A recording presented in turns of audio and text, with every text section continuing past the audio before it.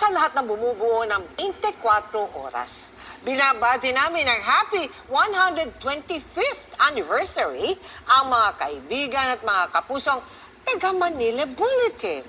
Hindi biro ang mahigit 100 taong serbisyo publiko para masigurong updated sa pinakasariwang balita ang mga Pilipino. Gaya po ng aming pagtugon sa mas malaking misyon, lubos ang aming pasasalamat sa inyong pag-anib sa paratang labanan ng fake news. Kailangan yan sa panahong laganap ang misinformation at disinformation. At ngayong nalalapit na eleksyon 2025, dapat totoo tayo sa ating sinumpaang tungkulin bilang alagad ng media. Totoong maghatid ng public service para sa tamang pagpili ng susunod na leader ng ating bansa. Muli, maraming salamat sa inyong walang sawang suporta sa mga advokasya ng GMA. Congratulations, Manila Bulletin!